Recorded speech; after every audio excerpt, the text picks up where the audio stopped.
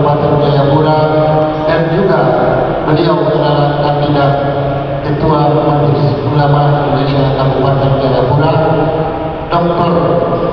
Haji Tri Mulyadi, yang beliau ini adalah salah satu donatur setiap kegiatan-kegiatan di Masjid Agung Al-Aqsa. Beliau ganteng, ramah, dan kemungkinan ada peluang nambah lagi kalau memang dikasih oleh Allah Subhanahu wa Ta'ala. Sekarang beliau sudah pindah Pak Ustaz istrinya. Yang kami hormati bapak-bapak, ibu-ibu dari majelis taklim yang hadir pada pagi hari ini. Alhamdulillah, semoga kita semua mendapatkan lindungan Allah Subhanahu wa Ta'ala. Salawat dan salam senantiasa tercurah kepada junjungan kita baginda Rasulullah SAW. Mudah-mudahan kita mendapatkan syafaatnya di yaumil akhir nanti. Bapak Ibu hadirin yang dirahmati oleh Allah, Masjid Agung Al-Aqsa Selatan ini adalah masjid di Kabupaten Jayapura dan memang posisinya sangat menentukan Ustaz. Berada di tepi jalan raya pintu gerbang masuk Papua, dan kami di kepengurusan ini sangat dekat untuk semua kegiatan keumatan. 3 hal yang tidak bisa masuk. Yang pertama masalah hilafiyah, pengarahan perlu kami informasikan. Orang mau sholat pakai kunut, tidak pakai kunut, silahkan. Yang tidak betul adalah yang tidak sholat subuh. Itu prinsip kami.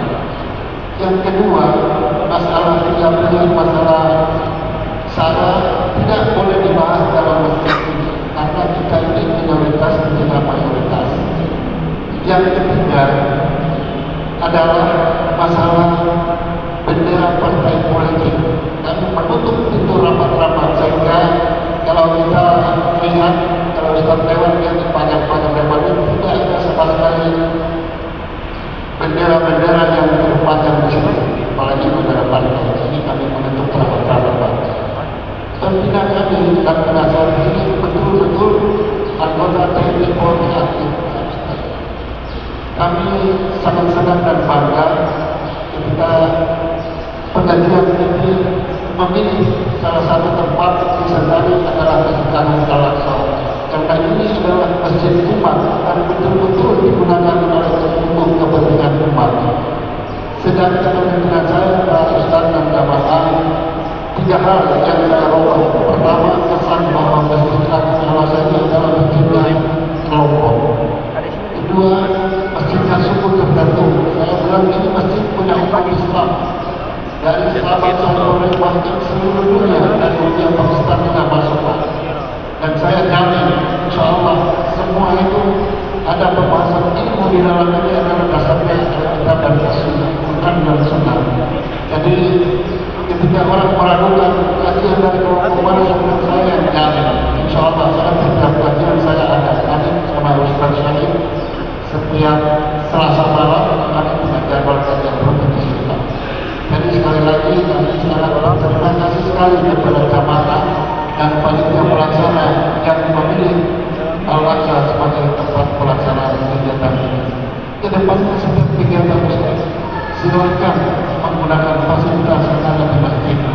Termasuk di sini juga ada fasilitas umum yang kami siapkan, yaitu tempat penampungan jenazah di belakang, transit jenazah. Jadi itu orang Islam mau Papua ataupun bukan Papua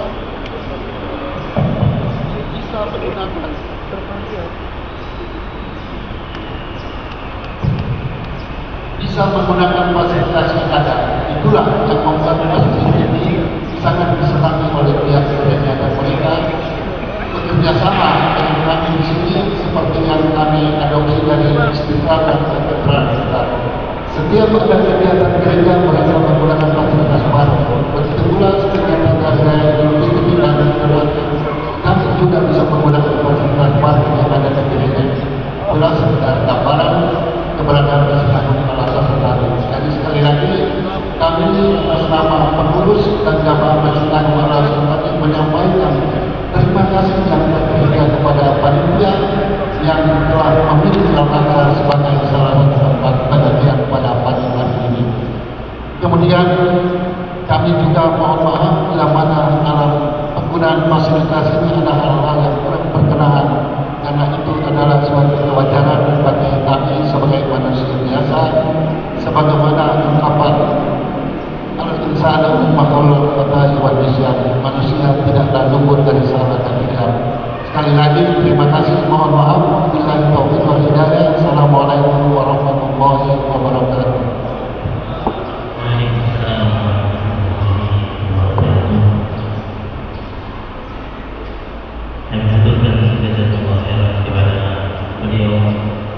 sahibul hadis Dr. bin Mas atas waktu iman atas beliau yang sudah dalam bagaimana beliau menentukan rumah Allah ini adalah milik umat Islam, bukan milik golongan tertentu.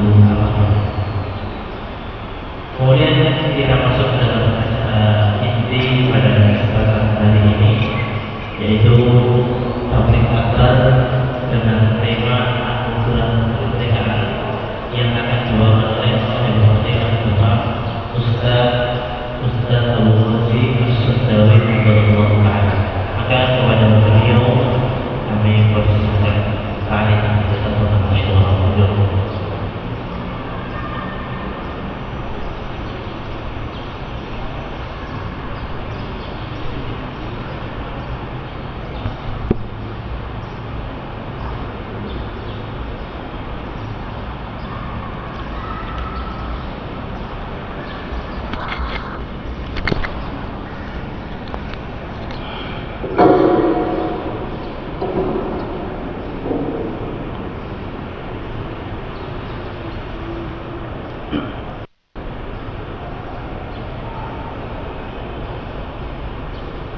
Set.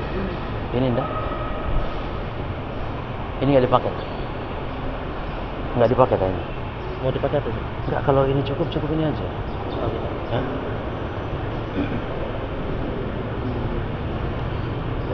Assalamualaikum warahmatullahi wabarakatuh. Innal hamdalillah nahmaduhu wa nasta'inuhu wa nastaghfiruh. ونعوذ بالله من شرور أنفسنا ومن سيئات أعمالنا من يهده له فلا مضل له ومن يضلل فلا هادي له وأشهد أن لا إله إلا الله وحده لا شريك له وأشهد أن محمدا عبده ورسوله صلى الله عليه وعلى آله وأصحابه والتابعين ومن تبعهم بإحسان إلى يوم الدين وسلم تسليما كثيرا. يا أيها الذين آمنوا اتقوا الله حق تقاته ولا تموتن إلا وأنتم مسلمون. يا أيها الناس اتقوا ربكم الذي خلقكم من نفس واحدة وخلق منها زوجها وبث منهما رجالا كثيرا ونساء واتقوا الله الذي تساءلون به والأرحام إن الله كان عليكم رقيبا. يا أيها الذين آمنوا اتقوا الله وقولوا قولا سديدا يصلح لكم أعمالكم ويغفر لكم ذنوبكم ومن يطع الله ورسوله فقد فاز فوزا عظيما. أما بعد معاشر الإخوة kaum muslimin wal muslimat rahimani wa rahimakumullah. Sebelumnya saya haturkan rasa terima kasih dan ucapan syukur yang sebesar-besarnya kepada ketua dan jajaran pengurus di Masjid Agung Al-Aqsa ini yang dengan penuh apresiasi mendukung kegiatan daurah atau tabligh akbar seperti ini. Ini kita sampaikan dalam rangka bentuk tanda kita bersyukur kepada Allah. Karena kata Nabi sallallahu alaihi wasallam, tidak termasuk syukur kepada Allah orang yang tidak berterima kasih kepada manusia. La yashkurullah man la yashkurun nas. Tidak dianggap bersyukur kepada Allah orang yang tidak berterima kasih kepada manusia. Semoga kehadiran kita semua juga menjadi pahala beliau, seluruh jajaran pengurus yang telah memberikan izin kepada kita untuk menggunakan masjid sebagai sarana ibadah yang agung, yaitu menuntut ilmu syar'i. Itu yang pertama, jemaah. Yang kedua, saya ingin memastikan mic-nya dulu, karena mic itu dalam menyampaikan materi sangat penting. Kira-kira suaranya gimana, coba? Mendengung atau jelas, kurang jelas?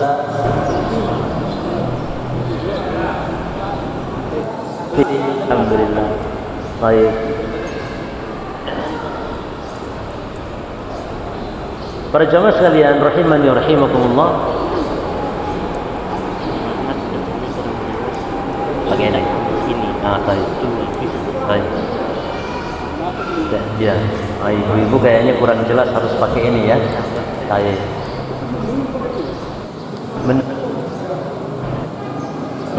Ibu-ibu gimana? Coba ya, agak jelas sekarang. Ya.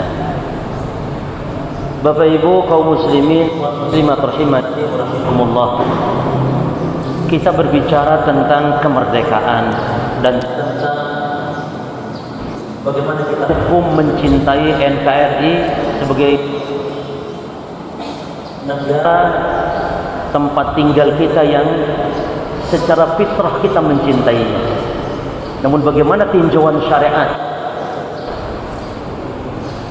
Maka para jamaah sekalian, nikmat kemerdekaan, nikmat keamanan, nikmat ketentraman, ini merupakan nikmat yang paling agung setelah nikmat din, setelah nikmat Islam, nikmat iman. Lebih jauh berharga daripada nikmat harta, nikmat kesehatan. Karena harta, kesehatan dan semisal tidak akan terasa nikmat ketika tidak ada rasa aman. Ketika kita dijajah, tidak ada rasanya keamanan. Oleh karena itu Nabiullah Ibrahim alaihi salam ketika meminta kepada Allah berupa rizki dan yang semisal, beliau dahulukan minta keamanan. Allah mengatakan, wa id qala Ibrahim rabbij'al hada baladan aminan. Jadi Nabi Ibrahim yang pertama diminta itu keamanan dulu. Nabi Ibrahim, oh ya memang harus pelan sedikit. Nabi Ibrahim meminta kepada Allah itu keamanan terlebih dahulu sebelum minta rizki. Berarti menunjukkan rizki tidak akan bermanfaat kalau tidak ada rasanya aman. Setelah itu baru warzuqa ahlahu minat samarati. Lalu Nabi Ibrahim baru meminta rizki setelah minta keamanan. Berarti nikmat aman, nikmat merdeka adalah merupakan nikmat yang paling agung, tentu setelah nikmat iman dan nikmat Islam. Karena nikmat iman, nikmat Islam tidak ada yang menyainginya, tidak ada yang mengalahkannya. Secara mutlak nikmat yang paling agung. Maka membicarakan tentang kemerdekaan para jamaah adalah bagian dari syariat yang harus kita sampaikan, harus kita kaji dan pelajari. Dan merupakan nikmat yang paling agung.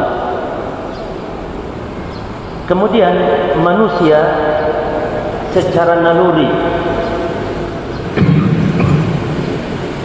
secara fitrah itu mencintai negerinya, mencintai tempat kelahirannya. Ini fitrah yang Allah telah fitrahkan kepada kita. Oleh karena itu para ulama membagi cinta itu kepada 5 macam, 5 pembagian. Ya tolong nanti ini ada hadiah jemaah ya. Ada madu, dan ini madu sangat cocok bagi yang berpenyakit mah. Insya Allah nanti kita akan bagi, namun sebelumnya akan ditanya. Misalnya pertanyaannya, ada berapa macam cinta? Ada berapa macam jemaah? Cinta ada berapa macam? 5. Gitu ya. Baik. Yang pertama, mahabbatullah, yaitu mencintai Allah. Dan yang ajaibnya, mencintai Allah ini kita tidak cukup, karena orang kafir sendiri, orang kafir itu juga cinta Allah, jemaah. Buktinya di dalam surah Al-Baqarah ayat 165. Kata Allah, wa minan nasi man yattakhidhu min dunillahi andadan yuhibbunahum kahubbillah.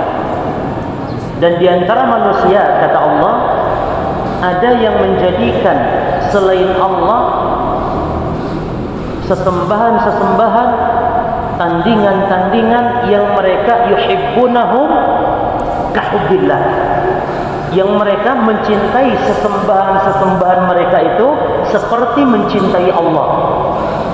Ini penetapan adanya cinta kepada Allah terhadap Abu Jahal. Jadi Abu Jahal itu cinta kepada berhala-berhala yang disembah selain Allah seperti kecintaan Abu Jahal kepada Allah. Jadi orang musyrik, orang kafir dulu di zaman Rasul sudah mencintai Allah. Maka kalau kita orang Islam cinta Allah saja tidak cukup. Maka yang kedua, cinta itu jemaah, mahabbatu ma yuhibbuhullahu, mencintai apa yang dicintai Allah. Mencintai semua apa yang dicintai Allah, baik perbuatan, mencintai ibadah, mencintai orang yang Allah cintai, mencintai para nabi, mencintai para rasul. Ini mencintai apa yang dicintai Allah. Yang ketiga, para jamaah sekalian, mahabbatu fillah walillah, yakni cinta berteman, saling mencintai, yakni karena Allah. Dan ini diantaranya ada orang yang akan mendapatkan naungan pada saat tidak ada naungan kecuali naungan Allah di akhirat kelak. Diantaranya adalah orang yang saling mencintai karena Allah. Kata Nabi, warajulani tahabba fillah, itu dua orang yang saling mencintai itu karena Allah. Karena ada orang yang saling cintanya bukan karena Allah, karena dunia. Ada yang karena satu suku. Ini bukan karena Allah, berarti karena satu suku. Apa enggak boleh? Boleh. Cinta karena satu suku itu boleh, tapi itu cinta yang nanti nomor 5. Sebagaimana cinta negeri itu cinta nomor 5 nanti. Boleh cuman. Nah, bagaimana cinta terhadap sesuatu yang menjadi ibadah harus karena Allah. Kata Nabi, ijtama'a alaihi wa tafarraqa alaihi. Jadi mereka bersatu, bertemu karena Allah, berpisah pun karena Allah. Ini cinta karena Allah. Dasarnya bukan karena dunia, dasarnya bukan karena satu suku dan semisal, tapi karena Allah, karena dia orang yang beriman, maka kita cinta dia. Yang keempat, para jemaah sekalian, cinta itu sebagaimana yang Allah sebutkan cintanya Abu Jahal tadi, yaitu al-mahabbah ma'allah, mencintai makhluk seperti dia mencintai Allah, menyekutukan Allah dalam cinta. Ini namanya cinta syirkiyah, mahabbah syirkiyah. Ini yang hukumnya syirik. Sebagaimana Abu Jahal, Allah dicintai, berhala yang dia sembah selain Allah pun dicintai seperti mencintai Allah. Bahkan bisa lebih besar lagi kecintaan. Makanya orang Islam juga tidak boleh mencintai Rasulullah, tidak boleh mencintai Rasulullah seperti mencintai Allah. Jadi kita cinta Rasul itu masuk kepada kelompok mencintai apa yang dicintai Allah, karena Rasul dicintai Allah. Maka cinta Rasul itu cabang. Cinta Rasul cabang dari cinta yang pokoknya kepada Allah. Sehingga tidak boleh orang Islam mencintai Rasul sama kecintaan kita kepada Rasul seperti mencintai Allah, itu cinta yang syirik. Sebagaimana dulu Abu Jahal mencintai Allah tapi mencintai pula selain Allah, namun seperti Allah dalam kecintaannya, cinta dengan penuh pengagungan, cinta dengan penuh ketundukan, maka ini cinta yang syirik. Ini namanya al-mahabbah ma'allah. Nah, yang kelima baru mahabbah at-tabi'iyah. Al-mahabbah at-tabi'iyah, cinta yang tabiat manusiawi, cinta duit, cinta harta, cinta anak, cinta istri, termasuk cinta NKRI. Ini hukum asal cinta negeri ini apa jemaah? Cinta tabi'i yang hukumnya mubah dan manusia terfitrahkan. Misalnya di dalam Al-Quran, di dalam surah At-Taubah ayat yang ke-24, bahwa cinta negeri, cinta tempat tinggal, cinta kelahiran, itu bagian daripada cinta yang tabi'i, terpatri dalam naluri fitrah manusia. Kita berjamaah mungkin ada yang safar jauh, merantau jauh, ada yang di luar negeri, di mana hatta walaupun kita umroh ke Mekah, ke Madinah, kita betul-betul nikmat, indah rasanya ketika kita di Madinah, ketika kita ibadah umroh di Mekah.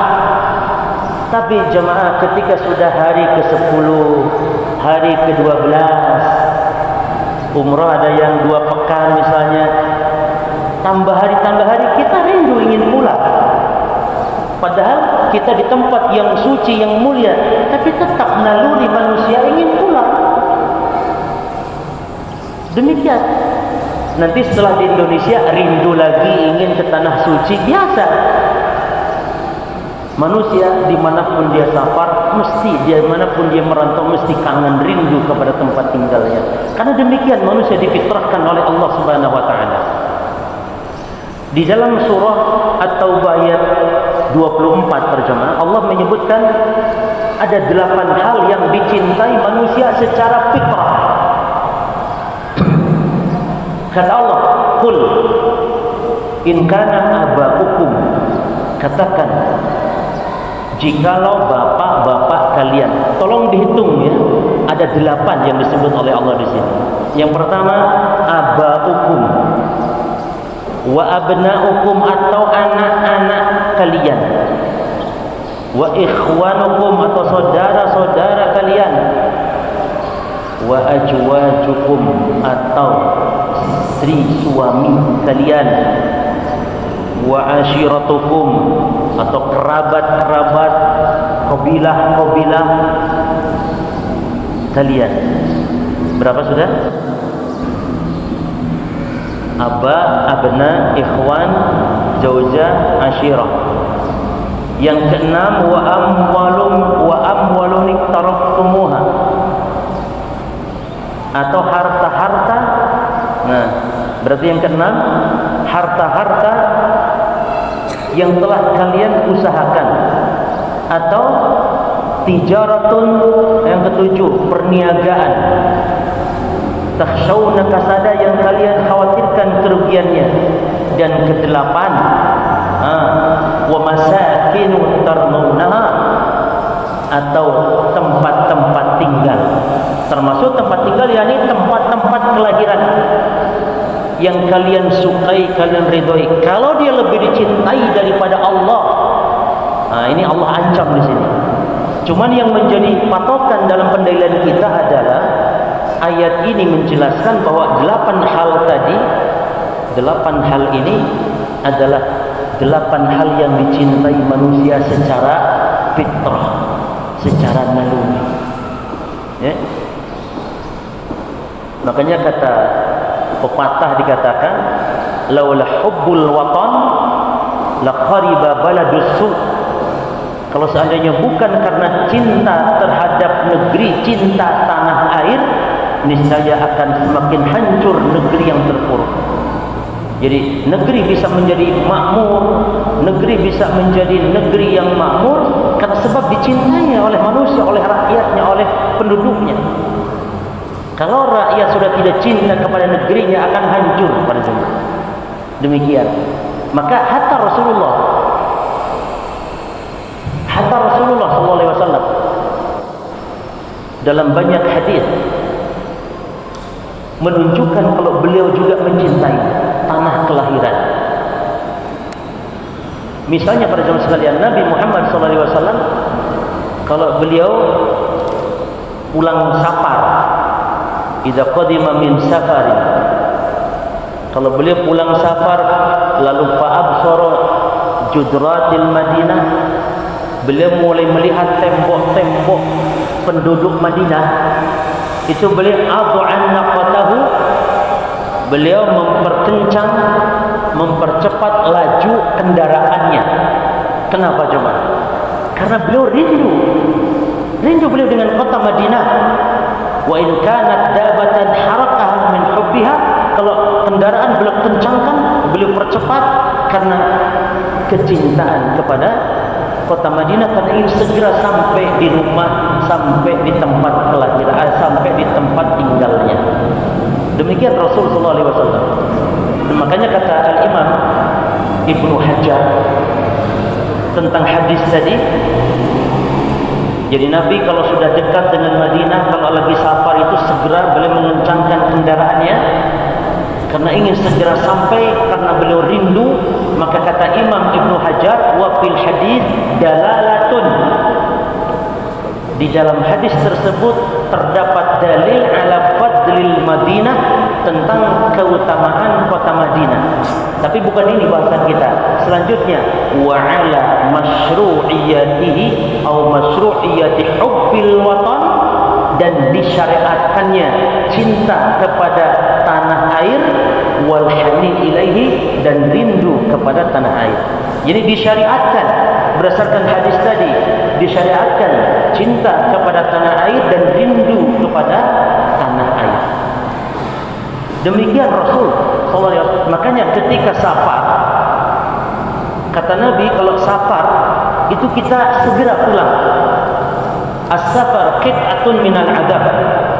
Safar itu potongan-potongan daripada adab. Letih, capek.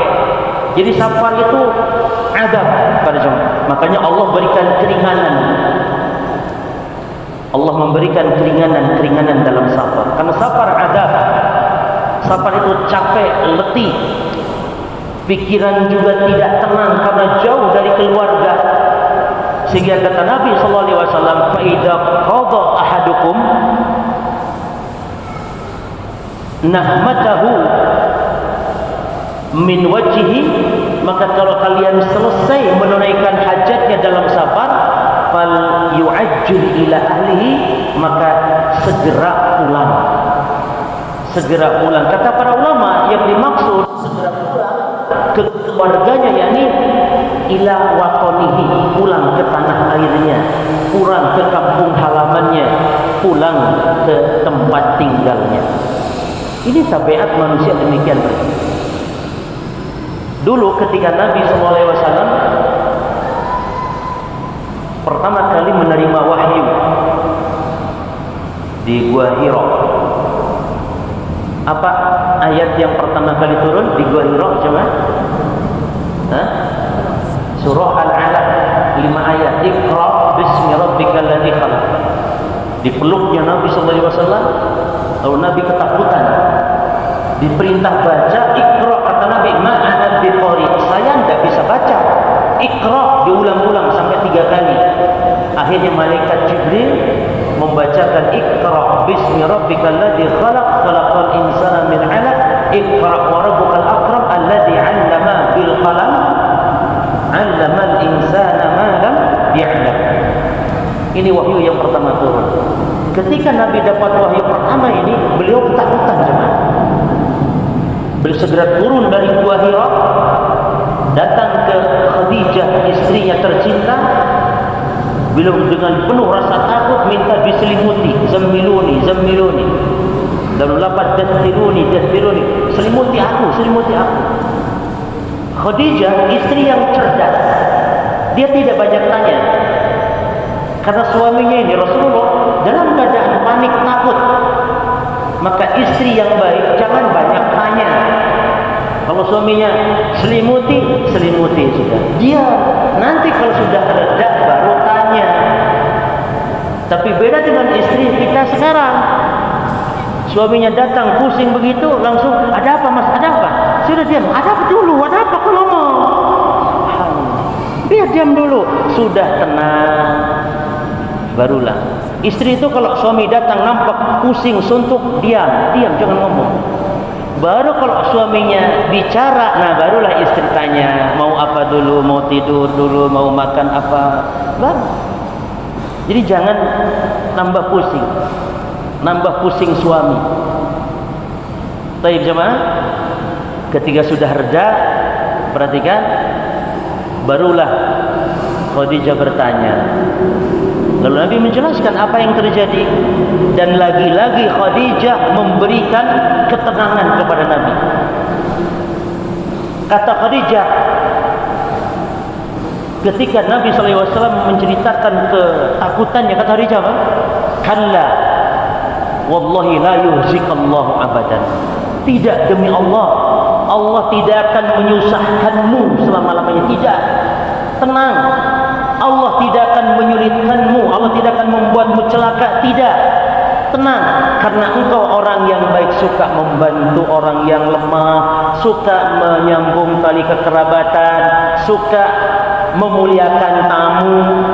Tolong jemaah, ini menunjukkan para jemaah bahwa perbuatan baik kita kepada manusia, menolong orang lemah, membantu orang miskin, memberi, berkhidmat, melayani, memuliakan tamu, ini menjadi sebab diselamatkan dari segala bentuk ketakutan. Kata Khadijah, tenang, Allah tidak akan menyusahkanmu karena engkau orang baik. Lalu oleh Khadijah dibawa kepada Waraqah bin Naufal. Jelas jemaah? Dibawa kepada Waraqah. Waraqah ini seorang yang dia beragama Nasrani di zaman saat itu. Kemudian ditanyakan oleh Khadijah apa yang terjadi kepada Rasulullah SAW. Lalu apa kata Waraqah? Hadan namus. Oh, itu malaikat itu. Alladzi unzila ala Musa, yang Allah turunkan juga kepada Musa. Yang maksudnya Jibril, yang Allah juga dulu mendatangkannya Jibril kepada Musa. Laitani fiha jada'a, laitani akun hayya. Apa kata Waraqah? Oh, seandainya saya saat itu, seandainya saya masih muda, seandainya saya masih hidup, ya, seandainya saya masih muda, seandainya saya masih hidup, saya akan membelamu saat kamu diusir. Oh, Nabi langsung kaget jemaah. Awa mukhrijiyahu, kata Nabi, apakah mereka mengusir saya nanti? Jadi Nabi seolah begini jemaah, ketika disakiti, diganggu, oke, masih tahan. Tapi ketika Waraqah ngomong diusir Nabi, ketika membawa wahyu nanti, baru Nabi kaget setengah mati. Ini menunjukkan apa jemaah? Menunjukkan kalau cinta kepada tanah air, menunjukkan kalau diusir dari tanah air itu merupakan hal fitrah manusia yang begitu berat terasa. Secara naluri manusia cinta tanah air, dan secara naluri pula kalau diusir terasa berat. Nabi kaget ketika diusir. Penderitaan yang paling berat jemaah. Makanya kaum muhajirin lebih afdal daripada kaum ansar. Kenapa? Karena dia muhajir, karena mereka diusir, mereka meninggalkan kampung halaman, dan ini sangat berat jemaah. Ini menunjukkan dalil-dalil ini bahwa cinta tanah air, cinta kelahiran, fitrah manusia. Kata para ulama, al-istifham al-inkari hada dalilun ala syiddati hubbil watan. Kekagetan Nabi ketika disebutkan akan diusir, ini dalil yang menunjukkan syiddatil hubb, menunjukkan besarnya rasa cinta al-watan kepada tanah air. Wa usri mufaraqatihi, dan terasa beratnya kalau berpisah dengan negeri, berpisah dengan tempat kelahiran, berpisah dengan tanah air. Demikian fitrah jemaah. Jadi cinta tanah air itu fitrah. Dalam sebuah hadis Nabi melaknat pentolan-pentolan Quraisy. Di antaranya Syaibah bin Rabi'ah, yang semua ini orang-orang ini tewas semuanya di perang Badar jemaah. Allahumma al'an Syaibah bin Rabi'ah, ya Allah laknatlah Syaibah bin Rabi'ah. Wa Utbah bin Rabi'ah, dan laknat pula Utbah bin Rabi'ah. Wa Umayyah bin Khalaf, dan laknat pula ya Allah Umayyah bin Khalaf. Ini kenapa Nabi ngomong begini jemaah? Ketika Nabi sholat di dekat Ka'bah, padahal di situ ada 360 berhala, maka dengan itu pula sebagian ulama berdalil boleh sholat di gereja walaupun di situ ada patungnya, yang penting gambarnya ditutup. Mana dalil bolehnya? Karena Rasul di Ka'bah menghadap Ka'bah ketika periode Mekah, saat itu Ka'bah penuh dengan berhala. Nabi sholat. Kalau darurat lagi, kalau nggak darurat ngapain sholat di gereja? Jadi ulama yang mempermasalahkan sholat di gereja bukan gereja tempat ibadahnya orang kafir, tapi masalahnya di situ ada gambar makhluk bernyawa. Masya Allah. Jadi yang dipermasalahkan malah benyawanya, sehingga dibolehkan kalau gambarnya ditutup. Bagaimana dengan sekarang di masjid-masjidnya, di rumah-rumahnya justru sholat, sementara gambar-gambar ulama, gambar-gambar kiai, gambar tokoh-tokoh ada di situ. Jemaah, ketika Nabi sholat sujud, lalu Abu Jahal nyuruh seseorang untuk ambilkan kotoran-kotoran, jerawan-jerawannya sembelihan unta. Ini semacam apanya? Apa jerawannya sini? Ati, limpa atau yang semisal, apa namanya lagi itu? Usus-ususnya, pokoknya kotoran, jerawan, sembelihan unta. Lalu diletakkan di punggung Rasul yang ketika sedang sujud. Dan Abu Jahal, orang-orang musyrik, tokoh-tokohnya pada ketawa-ketawa jemaah. Pada ketawa-ketawa. Ya, cekakak-cekakak ketawa. Tidak ada yang berani untuk menghilangkan kotoran di punggung Nabi kecuali Fatimah radhiyallahu anha yang saat itu masih kecil. Dengan keberaniannya Fatimah membersihkan kotoran yang ada di punggung ayahnya tercinta. Lalu setelah sholat Nabi bangkit dan Nabi doakan, ya Allah laknatlah. Ketika Nabi doa ini jemaah, itu yang sedang ketawa-ketawa langsung diam. Mereka langsung bergetar takut karena yang doa adalah Muhammad di tempat yang mereka anggap suci, yaitu Ka'bah. Sehingga mereka merasa akan mustajab doa ini. Dan ternyata benar kata Ibnu Mas'ud, yang dilaknat oleh Nabi itu apa? Semuanya tewas waktu perang Badar. Semuanya tewas waktu perang Badar. Termasuk Abu Jahal. An Syaibah. Kalau Syaibah ini tewas ketika perang tanding jemaah. Syaibah, Utbah ketika perang tanding. Biasanya dulu kalau sebelum perang itu ada perang tanding dulu. Satu orang maju ke pelataran, lalu satu orang lagi maju dari pihak kaum muslimin. Saat itu yang maju Syaibah.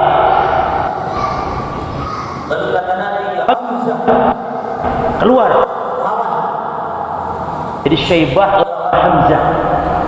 Hamzah artinya singa jemaah.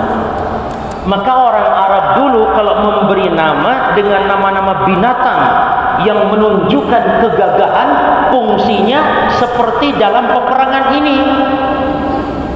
Jadi ketika dipanggil Hamzah, itu musuh tuh ketika dengar namanya singa itu langsung sedikit gemeter aja. Sementara lawannya namanya Syaibah. Orang kafir nih namanya Syaibah. Apa Syaibah? Syaibah artinya tua. Tua artinya. Maka nama ini pengaruh. Akhirnya Syaibah tua langsung dipenggal mati oleh Hamzah, oleh singa. Lalu Utbah maju. Utbah maju. Lalu kata Nabi, Ali keluar. Utbah itu artinya loyo. Utbah itu artinya loyo. Nah, itu Utbah itu. Jelek artinya. Kata Nabi Ali. Lalu juga sama, mati semua ini di perang Badar. Nah, kenapa Nabi laknat mereka? Perhatikan perkataan Nabi ketika itu. Ya Allah, laknatlah Syaibah, laknatlah Umayyah bin Khalaf. Perhatikan, kama rujuna min ardina, sebagaimana mereka telah mengusir kami ya Allah, telah mengeluarkan kami ya Allah dari kampung halaman kami. Apa maksudnya ini? Apa faedahnya dari perkataan mengusir dari kampung halaman? Ya, Rasulullah secara tabiat manusiawi beliau cinta negeri Mekah sebagai kampung halaman tempat kelahiran Rasul. Maka antum wajar, antum yang lahir Enrekang, cinta Enrekang karena itu tempat kelahiran. Secara umum kita cinta NKRI, cinta negeri Indonesia yang kita cintai. Jelas ya mak? Makanya Nabi mengatakan kepada kota Mekah, kata Nabi, wallahi innaka la khairu ardillah, demi Allah engkau wahai Mekah adalah negeri Allah yang paling baik. Wa ahbu ardillah ilallah, dan negeri yang paling dicintai Allah. Laula anni ukhrijtu minki, seandainya saya bukan karena diusir, seandainya saya bukan karena diusir oleh orang-orang musyrik, maka makharajtu, saya tidak akan keluar darimu wahai Mekah. Ya. Dan Nabi berdoa coba.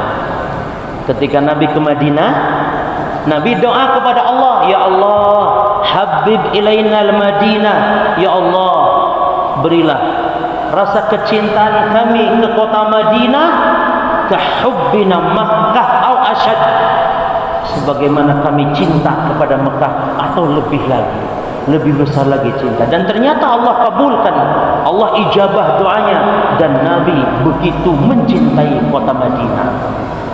Kesimpulannya cuma dari hadis-hadis dan ayat-ayat Al-Quran menunjukkan bahwa cinta tanah air bagian daripada fitrah, bukan bagian daripada iman. Itu nanti. Apa bisa cinta tanah air bagian dari iman? Bisa cuma bisa menjadi tanda keimanan, tanda ketakwaan, bisa menjadi cinta yang nilainya ibadah ketika kita mencintai negeri kita, karena sebab negeri ini adalah negeri yang banyak kaum musliminnya. Berarti cinta negeri Indonesia karena di Indonesia adalah negeri yang banyak kaum musliminnya. Para ulama mengatakan bahwa sesuatu negeri disebut negeri Islam. Berarti kalau mencintai negeri Islam itu ada dua kecintaan sekaligus. Cinta dari sisi fitrah, dan yang kedua cinta dari sisi syariat. Sekarang masalahnya apa itu negeri Islam coba?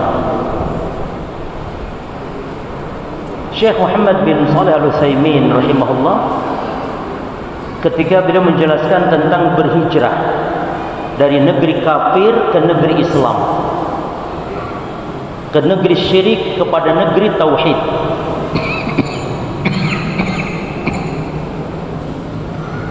Kata beliau, negeri itu disebut negeri Islam adalah ketika tersebar, ketika tegak syiar-syiar Islam. Itu negeri Islam. Kaum muslimin mayoritas. Syiar-syiar Islam tegak di situ. Apa syiar Islam? Yang paling agung syiar Islam adalah al-adzan. Adzan. Itulah negeri Islam. Namun panas kuping sebagian kelompok Khawarij yang mengatakan kalau Khawarij itu jangankan Indonesia jemaah. Indonesia ini negeri kufur, negeri kafir ini. Jangankan Indonesia, Saudi Arabia yang dipimpin sekarang Raja Salman yang menegakkan syariat Islam, walaupun mungkin banyak kekurangannya, tapi tegak syariat Islam oleh orang-orang Khawarij dikafirkan. Saudi negeri kafir. Jadi di dunia ini tidak ada negeri Islam. Apalagi Indonesia jemaah, tambah dikafirkan. Sementara penjelasan para ulama, negeri Islam, negeri yang dilihat tuh bukan daerah wilayah, tapi lihat penduduknya, lihat syiar Islam tegak atau tidak. Nabi kalau mau menyerang suatu negeri, itu Nabi tunggu dulu ada adzan enggak, kedengaran suara adzan tidak. Kalau tidak, enggak jadi, karena itu berarti negeri Islam. Dan di kita alhamdulillah jamaah sekalian, antum kawin dengan cara Islam, antum sholat ibadah di masjid Islam, adzan terdengar, bahkan bukan hanya adzan, tarhim pun terdengar, saking makmurnya. Jangankan adzan, tarhim kedengaran di Jayapura ini, masya Allah. Syiar Islam tegak jemaah. Kata Syekh Utsaimin rahimahullah, wa baladus syirki huwa alladhi tuqamu fiha sya'airul kufri wa la tuqamu fihi sya'airul Islam. Negeri syirik, negeri kafir adalah negeri yang tegak syiar-syiar kekufuran, yang tidak tegak syiar-syiar Islam. Seperti apa? Kal adzan wa salatil jamaah wal a'yad wal jumu'ah. Itu syiar Islam. Adzan, salat berjamaah, masya Allah. Hari raya Jayapura, masya Allah luar biasa. Di Indonesia secara umum, masya Allah. Wal jumu'ah. Namun ala wajhil umum, ala wajhil syamil, namun dalam bentuk umum. Arti umum itu berjamaah secara menyeluruh, secara mayoritas ya. Karena bisa jadi di negeri kafir pun bisa jadi ada adzan. Tapi kan di situ muslimnya minoritas, walaupun ada adzan. Tetapi yang tegak syiar-syiar kekufuran, maka itu bukan negeri Islam. Makanya disyaratkan ala wajhil amin syamil, sempurna, yakni umum. Syekh Al-Albani mengatakan rahimahullah, kata beliau, anal arda laysat bil judran wa innama hiya bisukun. Penilaian terhadap sebuah negeri bukan dari wilayah, bukan dari tanahnya, bukan, tapi dari sukun, dari orang-orangnya yang tinggal. Ini negeri kafir atau tidak, lihat orangnya yang tinggal, muslimin atau bukan. Fa idza kana al-ghalibu 'ala sukan al-balad wa nidhamihim al-islam fa hiya darul islam. Kalau yang tinggal banyak orang-orang Islam dan juga tegak di situ syarat-syarat Islam, maka itulah darul Islam, negeri Islam. Hati-hati jemaah, kita ini sekarang ada salah satu pesantren yang sekarang lagi viral. Itu kan sebenarnya mereka sebuah aliran yang memiliki pemahaman negeri ini kufur, sehingga mereka membuat negara di atas atau di dalam negara. Karena mereka telah kafirkan. Bahkan di sebagian kelompok semacam itu ada yang meyakini ini sekarang masih fase jahiliyah. fase kufur, darul kufur, sehingga halal darahnya, halal hartanya untuk dirampas. Padahal mereka saudara-saudaranya orang Islam, namun mereka kafirkan semuanya. Maka ini bahaya pemahaman, yang paling bahaya pemahaman adalah pemahaman takfir. Karena dengan itu mereka halalkan darah, mereka halalkan harta. Tidak ada kebid'ahan. Yang paling berat adalah kelompok Khawarij yang meyakini kalau orang-orang Islam sekarang di luar golongannya kafir sehingga halal darahnya. Mereka halalkan darah, mereka bunuh. Ini bahaya jemaah sekalian. Kelompok Khawarij. Maka kenali. Dan Khawarij itu bermula dari kebiasaan mencaci maki pemerintah, dari kebiasaan mereka yang kecil-kecil dari demonstrasi dan semisalnya. Nanti akan kita bahas bagaimana kita mengisi kemerdekaan ini jemaah. Baik.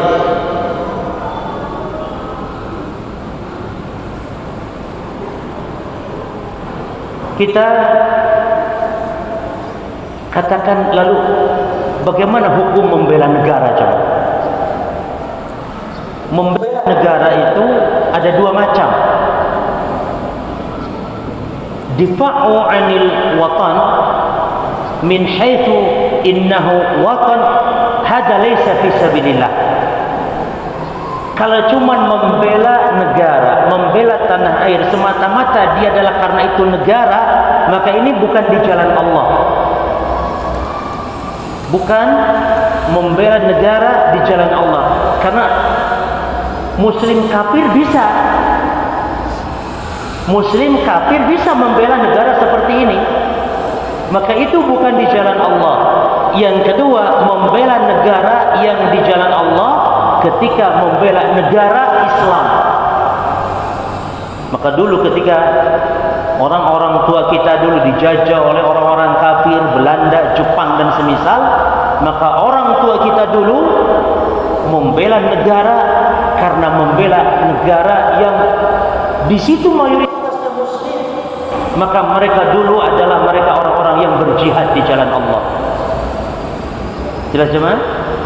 Makanya para pejuang kita dengan gelora takbir, dengan bambu runcing dan takbir, mereka bisa mengalahkan musuh-musuh dengan persenjataan yang lengkap.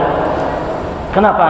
Karena yang dibela bukan sekedar negara, tapi yang dibela adalah agar orang kafir tidak menguasai kaum muslimin, tidak menguasai negara-negara yang kaum muslimin menegakkan syiarnya di situ. Jelas jemaah? Maka ini harus diperinci. Maka kata Syekh Muhammad Syakir, bertakwa itu bukan sekedar sholat, bertakwa itu bukan sekedar puasa, bukan sekedar ibadah-ibadah, tidak. Tapi bertakwa kepada Allah adalah bertakwa dalam segala aspek kehidupan, termasuk bertakwa dalam menjaga negerimu. Kata beliau, wattaqillah, bertakwalah engkau kepada Allah fi baladika, dalam menjaga negerimu. La takhunhu wa la tusallit alaihi aduwan, jangan kita mengkhianati negeri, mengkhianati bangsa. Jangan kita membuat bangsa ini dikuasai oleh musuh karena sebab pengkhianatan kita. Itu takwa kepada Allah. Jadi luas cakupannya jemaah, luas.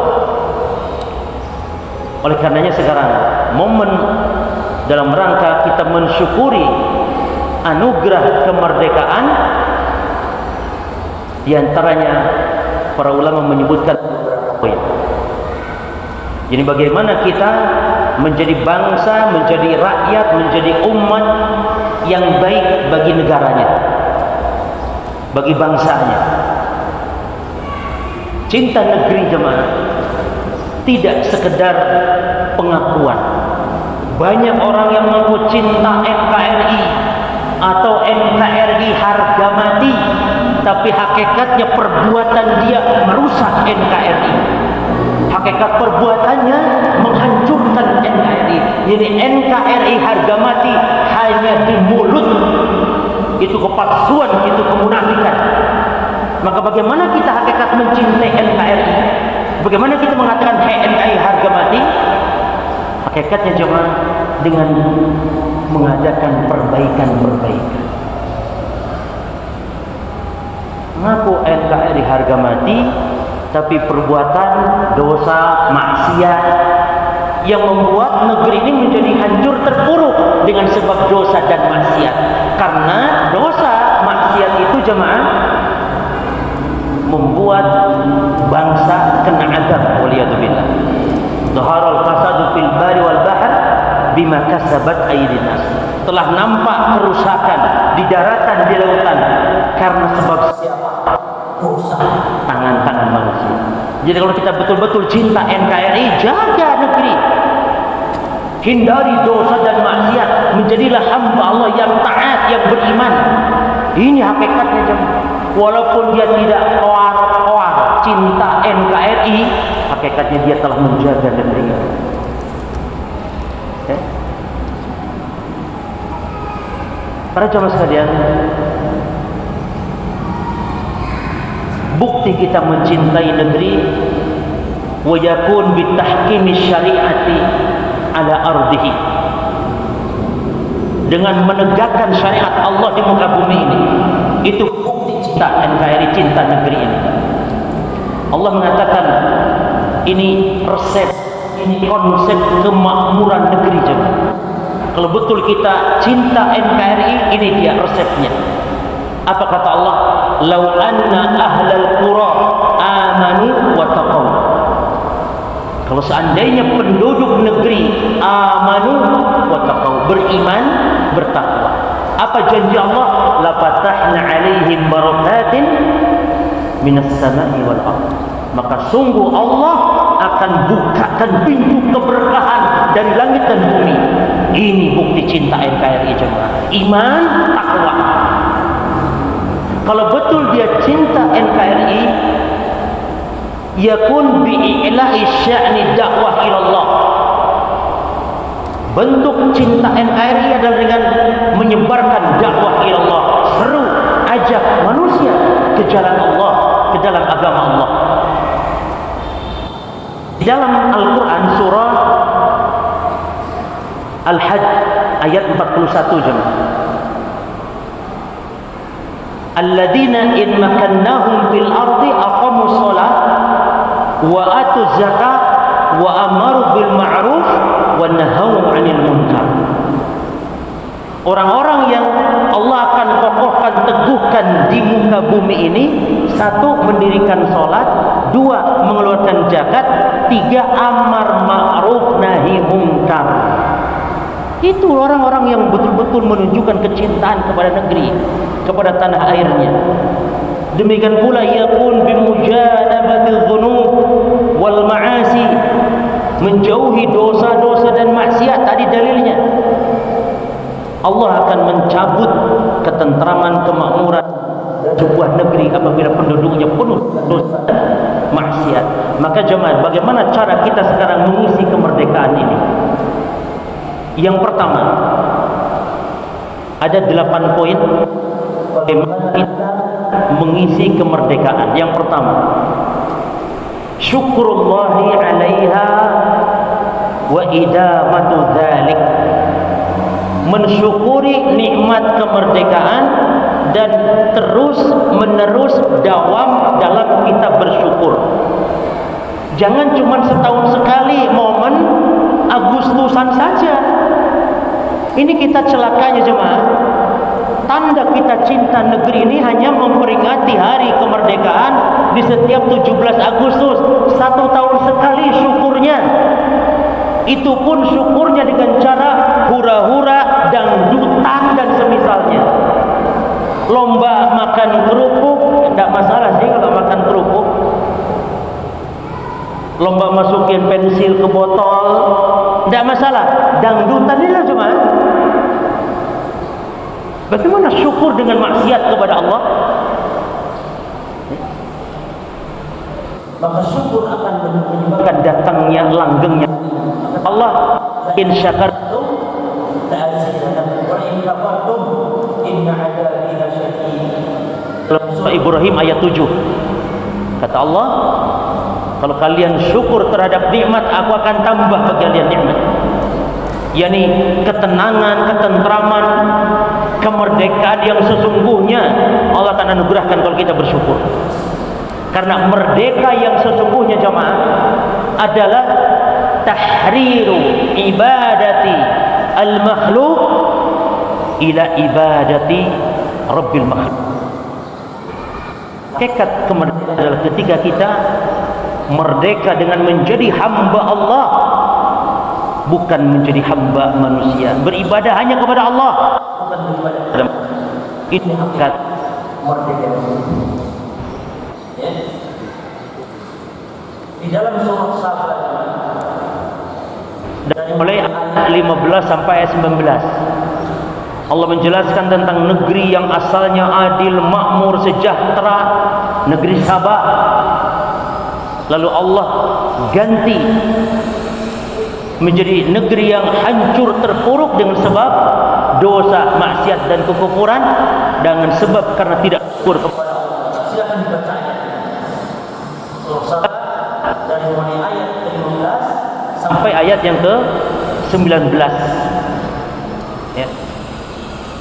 Kata Allah juga dalam surah An-Nahl ayat yang ke-112, kata Allah, wa daraballahu mathalan qaryatan kanat aminatan mutmainatan. Allah membuat permisalan sebuah negeri yang negeri itu aman, merdeka, aman, mutmainnah, yakni tentram, ya'tiha rizquha ragadan min kulli makan. Rizki datang dari semua penjuru tempat. Namun fakafarat bi an'umilah, namun dia kufur terhadap nikmat Allah. Kita yang takut ini jemaah, bagaimana mensyukuri kemerdekaan dengan maksiat kepada Allah. Di dalam Al-Quran ketika kita mendapatkan kemenangan, kita diperintahkan Allah apa? Fasabbih bihamdi rabbika wastaghfir. Puji Allah, sucikan Allah, dan beristighfarlah. Banyak-banyak istighfar ketika Allah memberikan kemenangan, kemerdekaan. Ya. Kata Allah ketika mereka kufur terhadap nikmat, fa'adzaqahallahu libasal ju', lalu Allah timpakan kelaparan. Allah timpakan kelaparan, wal khauf, ketakutan, bima kanu yasnaun, ay bi kufrihim wa ma'siyatihim. Karena sebab perbuatan mereka, Allah timpakan rasa takut, timpakan rasa lapar, kelaparan karena sebab perbuatan, yakni kekufuran mereka terhadap nikmat Allah dan terhadap dosa. Jadi dosa maksiat itu membawa sikap. Jemaah, kita jangan dulu ngomong neraka jahanam ya. Berbuat dosa jangan dulu ngomong neraka jahanam dah. Berat itu. Ngomong dulu setiap dosa itu pasti bawa sial. Ima anak kita nakal, harta kita lenyap, ilmu kita hilang, itu maksiat, bawa dosa dalam keluarga. Maka kalau ada istri membangkang, anak membangkang, tanya diri antum sebagai suami, dosa apa yang dilakukan kepada Allah? Dosa apa yang dilakukan oleh kita kepada makhluk? Dosa di bawah sial jemaah. Maka ini dulu takut kita. Jangan sampai, karena para salaf mengatakan, saya tahu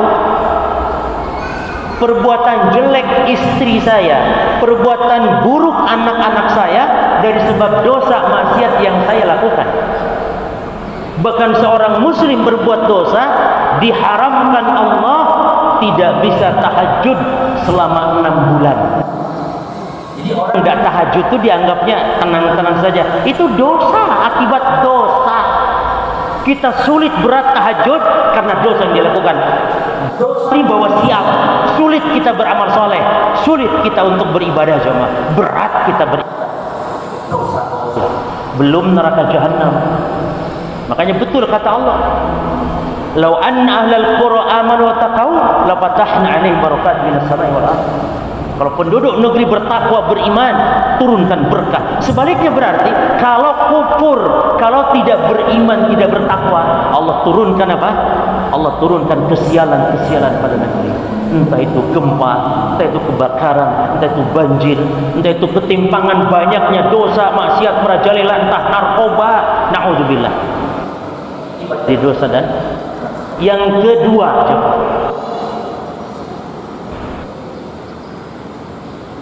tahqiqu tauhidillah, mewujudkan tauhid. Karena dalam surah An-Nur ayat 55 dalilnya, di dalam surah An-Nur Allah janjikan 3 keberkahan pada sebuah negeri kalau mendekatkan tauhid. Ini bentuk kita mengisi kemerdekaan. Kita sekarang mengkaji, mempelajari tauhid. Ini bentuk kita mengisi kemerdekaan. Kita bentuk mencintai negeri kita ini, jemaah. Demikian ahli tauhid.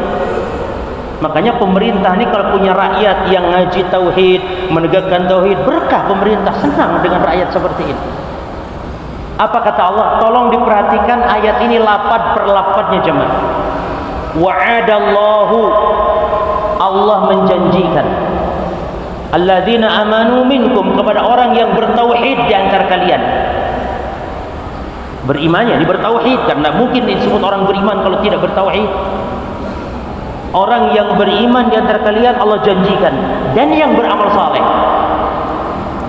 Apa janjinya? Yang pertama, la yastakhlifannahum fil ard kama stakhlafal ladzina min qablihim. Allah janjikan akan diberikan kekuasaan. Allah akan berikan kekuasaan, dia menguasai bumi ini sebagaimana dulu Allah telah berikan kekuasaan kepada mereka orang-orang yang beriman. Ini yang pertama, kekhalifahan. Maka khilafah tidak bisa diraih dengan demonstrasi. Khilafah tidak bisa diraih dengan hanya teriak-teriak Allahu Akbar, takbir. Khilafah tegak dengan tauhid. Maka dakwah salafiyah menyeru manusia agar mentauhidkan Allah, agar tegak syariat di negeri ini. Itu anugerah, jemaah. Tegaknya syariat itu anugerah. Usahanya apa? Tegakkan tauhid. Bukan dengan demonstrasi, bukan dengan teriak-teriak di jalan, kita dikerahkan ke jalanan, naudzubillah. Mereka bertakbir, Allahu Akbar. Para polisi juga muslim. Polisi yang menghadang orang-orang yang demo juga takbir.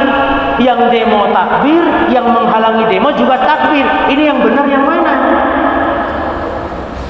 Takbir, takbir dijadikan untuk alat merusak, menghancurkan gedung, Allahu Akbar, mengebom, Allahu Akbar, naudzubillah. Ini yang pertama, jemaah. Yang kedua, apa janji Allah? Wala yumakkinanna lahum dinahumul ladzii irtadha lahum. Yang kedua, dan Allah akan menegakkan agama mereka yang Allah ridhai. Jadi syariat tegak, ini dia syaratnya. Dan yang ketiga, jemaah, wala yubaddilannahum min ba'di khaufihim amna. Allah akan ganti rasa takut dengan rasa aman. Apa syaratnya? Ayat syaratnya mengatakan ya'budunani wa la yusyriku bihi syai'a. Ini syaratnya, beribadah, bertauhid kepadaku dan tidak menyekutukan, tidak berbuat syirik kepadaku dengan suatu apapun. Maka menegakkan tauhid, menjauhkan manusia dari kesyirikan, ini bentuk kita cinta NKRI, bentuk kita mengisi kemerdekaan yang hakiki, yang sesungguhnya. Ya. Karena Allah menjamin orang yang menegakkan tauhid dijamin keamanan.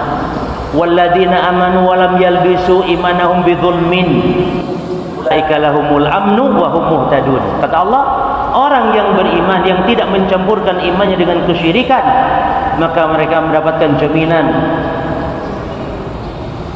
petunjuk dan jaminan keamanan. Jadi negeri aman, makmur, tentram dengan apa, jemaah? Tegaknya tauhid. Yang ke berapa? 3. tatbiqul hudud, menegakkan hukum had, yang menegakkan syariat.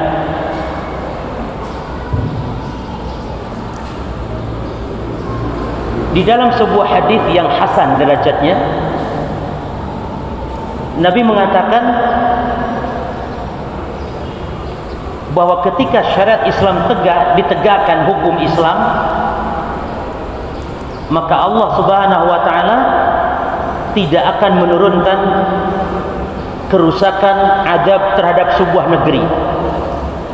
Wa ma lam tahkum a'immatuhum bi kitabillahi, dan tidaklah para pemimpin-pemimpin di sebuah negeri berhukum dengan kitab Allah Al-Quran, wa yatakhayyaru mimma anzalallahu, malah mereka mencari alternatif hukum yang lain, illa, kecuali ja'alallahu ba'sahum bainahum, kecuali Allah jadikan sesama penduduk negeri saling bertengkar, saling berperang, Allah timpakan musibah kepada negeri tersebut. Namun berarti mafhumnya ketika tegak hudud, tegak syariat, maka Allah akan berikan, anugerahkan keamanan, ketentraman. Yang berikutnya keempat, jemaah, al-amru bil ma'ruf wan nahyu 'anil munkar. Ya. Dalilnya di dalam Al-Qur'an surah Al-A'raf ayat 165. Kata Allah, "Falamma nasu ma dzukiru bih." Manakala mereka lupa, ya, apa yang diperingatkan kepada mereka. Manakala mereka lupa terhadap apa yang diperingatkan kepada mereka, kata Allah, anjayna alladhina yanhauna 'anisu, maka kami selamatkan orang-orang yang melarang dari perbuatan jahat, perbuatan kemungkaran. Kata Allah, anjayna alladhina yanhauna 'anisu, kami selamatkan orang yang menegakkan amar ma'ruf nahi munkar.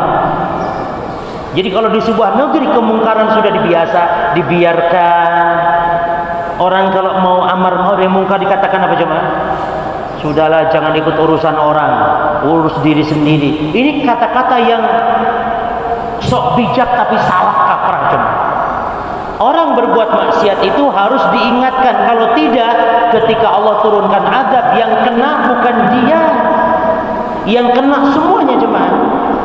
Maka benarlah kata Zainuddin Kaihaji, Zainuddin MZ rahimahullah. Apa kata beliau dalam ceramah yang terkenal? Kata beliau, yang mabok elu, yang zina elu. Apa lanjutnya? Yang mabuk elu, yang zina elu, yang maksiat elu, tapi giliran Allah turunkan azab, kita semua kene, katanya gitu. Betul. Ini sudah sunatullah jemaah. Maka kalau orang berbuat maksiat dibiarkan, Allah turunkan azab kepada negeri ini dan rata azab semuanya. Hatta orang yang rukuk sujud pun kena, orang baik-baik pun kena. Maka ini ayat menunjukkan diselamatkannya kaum yang menegakkan amar ma'ruf nahi munkar. Yang ke berapa? 5. Nasru fahmi salafis salih. Menyebarkan, ini bentuk kita mengisi kemerdekaan, bentuk mensyukuri kemerdekaan adalah menyebarkan pemahaman para salafus soleh kepada masyarakat. Karena hanya dengan pemahaman salafus soleh Allah akan memberikan ketentraman, Allah akan memberikan kemakmuran. Orang yang berpegang teguh di atas pemahaman para salafus soleh, Allah janjikan apa? Keselamatan di dunia wal akhirah. Allah memberikan keamanan, ketentraman. Contoh jemaah, pemahaman para salaf itu melarang demonstrasi. Pemahaman para salaf melarang demonstrasi, karena demonstrasi bentuk penghinaan kepada penguasa. Demonstrasi nanti menimbulkan pertumpahan darah, menimbulkan pemberontakan. Bahkan Jemaah sekalian, Syekh Fauzan hafizahullah taala, beliau mengatakan tentang demonstrasi, kata beliau. Jadi beliau ditanya, halil khuruj bil qawli kal khawarij bis sayf, apakah orang-orang yang memberontak dengan mulut, dengan ucapan-ucapan, yakni mencaci maki pemerintah di mimbar-mimbar misalnya, atau demonstrasi misalnya mencaci maki pemerintah, apakah seperti khuruj, memberontak dengan pedang, yakni sama saja hukumnya atau bagaimana? Wa mal hukum bil khuruj 'ala al-hakim, dan apa hukumnya memberontak kepada pemerintah? Maka Syekh Fauzan menjawab, kata beliau, al-khuruju 'ala al-hakim bil qaul, memberontak kepada penguasa dengan ucapan, yakni mencaci maki pemerintah, memprovokasi masyarakat agar benci kepada pemimpin pemerintah. Kata beliau, qad yakunu asyad minal khuruj bisayf, terkadang lebih berbahaya daripada memberontak dengan pedang, kata beliau. Balil khuruj bisayf mutarattibun 'alal khuruj bil qaul. Karena apa? Karena memberontak dengan pedang itu adalah buah. Memberontak dengan pedang adalah buah. Memberontak dengan senjata adalah buah provokator-provokator, para dai-dai yang mencela, mencaci maki pemerintah. Itu bentuk tidak menunjukkan cintaan kepada NKRI. Memang benar sudah tidak NKRI, kata mereka kufur, jelas. Maka selalu bersama para ulama-ulama besar dalam urusan-urusan besar seperti ini. Maka dengan memahamkan pemahaman salafus saleh kepada masyarakat, negeri ini akan aman, tentram. Bagaimana mereka yang menggiring massa untuk memberontak penguasa, akhirnya negeri menjadi carut marut, menjadi negeri yang terpuruk. Lihat bagaimana Suriah. Berawal dari apa Suriah, jemaah? Berawal dari caci maki kepada penguasa, padahal jelas memang penguasa Suriah kufur, jelas kekufuran. Tapi para ulama mengatakan walaupun sudah jelas-jelas kufur, kalau kita menggulingkannya harus dengan mengorbankan nyawa rakyat. Tidak boleh memberontak kepada penguasa, menggulingkan penguasa kalau nyawa rakyat yang menjadi taruhannya. Sabar, sabar. Nabi mengatakan kepada jemaah, man ra'a min amirihi syai'an yakrahuhu falyasbir alaih. Siapa yang melihat pemimpinnya dia tidak suka, kebijakannya mungkin zalim, jahat, kejam, pemimpin seperti itu, kata Nabi, sabar, sabar. Lihat Nabi solusinya bukan berontak saja, gulingkan, lah, sabar saja. Apa tidak senang para pemerintah dengar ceramah kayak gini? Rakyat seperti ini, aman negeri ini, jemaah, aman. Maka tanamkan kepada masyarakat pemahaman beragama sesuai dengan pemahaman para salafus saleh, pemahaman imam-imam yang empat. Pemahaman imam yang empat, jemaah, melarang memberontak kepada penguasa. Imam yang empat melarang. Kata Imam Nawawi, ya, wa ammal khuruju alaihi, Imam Nawawi madhab apa? Syafi'i. Wa ammal khuruj alaihim wa qitaluhum fa haramun bi ijma'il muslimin. Adapun memberontak kepada penguasa yang awalnya daripada provokasi dai-dai yang sesat, kata Imam Nawawi, haram berdasarkan ijma' kaum muslimin. Memberontak penguasa haram berdasarkan ijma'. Orang kalau menyelisih ijma ini orang sesat namanya, jemaah, karena ijma itu hujjah dalam agama. Hujjah dalam agama. Berarti imam yang empat sepakat itu haram. Sementara banyak dai-dai sekarang yang mengajak rakyat benci pemimpin. Ceramahnya selalu report pemimpin ini itu. Ya, saya ngomong ini bukan menjilat pemimpin digaji atau dikasih. Nah, nggak ada kaitan. Kita menyampaikan ini dalam rangka amanah agama, dalam rangka amanah agama yang harus disampaikan. Bukan saya tidak cinta kepada siapapun atau karena ada hubungan dengan siapapun, tidak. Siapapun pemimpinnya, entah Pak Jokowi, entah yang lain, taat aja. Sekarang kan ada model kamu taat Jokowi, Jokowi kafir sudah, Jokowi kafir. Ada yang begitu jemaah. Ini enggak tahu kaidah dalam masalah takfir, kaidah dalam masalah pengkafiran. Ya. Berikutnya jemaah. Yang keberapa?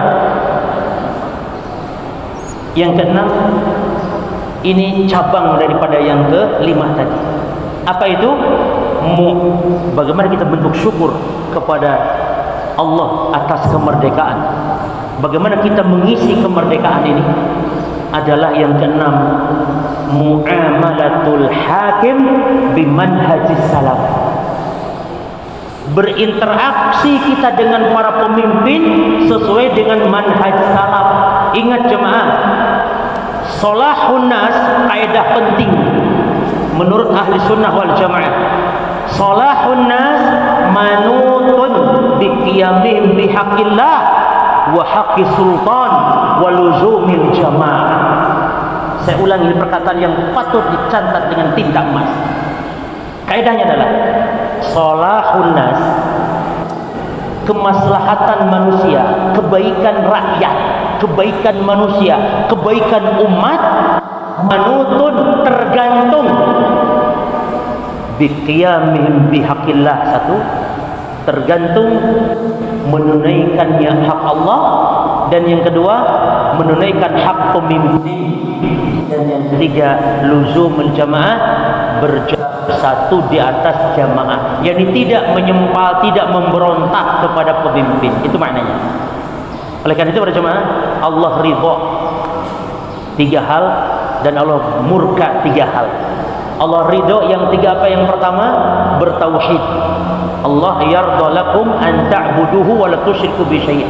Allah ridha agar kalian beribadah hanya kepada Allah, tidak menyekutukan Allah dengan sesuatu apapun. Yang kedua, Allah ridha apa? Wa an ta'tasimu bihablillahi jami'an, agar kalian bersatu, agar kalian berpegang teguh semuanya di atas tali Allah, di atas agama. Dan yang ketiga, wa antunasikum man wallahu amrakum, Allah ridha kepada orang yang menasihati kepada pemimpin. Jemaah, agama ini nasihat bagi siapa? Ad-dinun nasihah bagi siapa? Lillah, wali rasulihi, wali kitabihi, wali a'immatil muslimin wa ammatihi. Agama nasihat bagi para pemimpin. Apa maknanya jemaah? Maknanya adalah kita mentaati pemimpin dalam perkara yang ma'ruf. Agama nasihat bagi para pemimpin, yakni agama ini nasihat ketika para pemimpin salah, dinasihati dengan cara yang benar. Bagaimana adab menasihati pemimpin? Bukan dibongkar di atas mimbar, bukan dibongkar di majalah-majalah, di internet, di tempat-tempat umum, tidak, tapi didatangi dengan sembunyi. Itu man arada an yansali di sultan falyubdi alaniyatan. Kata Nabi, siapa yang mau menasihati pemimpin, maka jangan terang-terangan. Gak boleh terang-terangan. Wal ya'khudh biyadi, tapi ambil tangannya. Berduaan kasih nasihat. Kalau diterima alhamdulillah, kalau tidak kita telah menyampaikannya. Ya, kita telah menyampaikannya. Maka ini manhaj, metode beragama dalam kita mensikapi para pemimpin, para penguasa. Nah, di antara kewajiban kita adalah bersabar atas kezaliman pemimpin. Bukan memberontak, tapi sabar.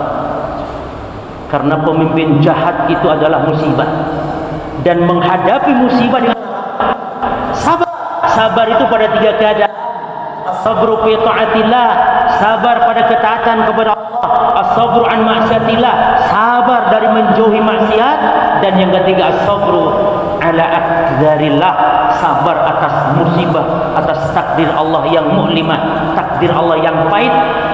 Pemimpin dolim itu pahit, pemimpin dolim itu musibah, maka sabar.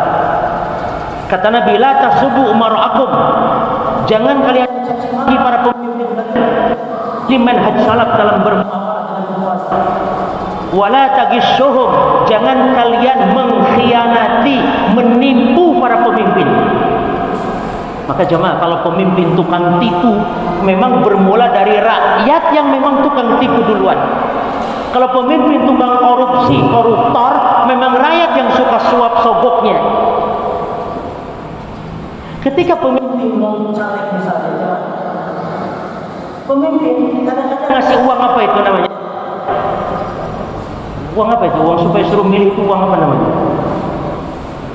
Siapa yang makan uang itu? Rakyat, jemaah. Sehingga tidak heran kalau muncul pemimpin-pemimpin yang doyan duit, karena demikian mereka diangkat karena dasar duit, karena dasar sogok dan suap. Demikian. Oleh karenanya kita tidak boleh jemaah, tidak boleh menerima uang-uang apa namanya tadi, uang-uang pemilu apa, tidak boleh. Itu mengajarkan tidak benar kepada pemimpin seperti itu.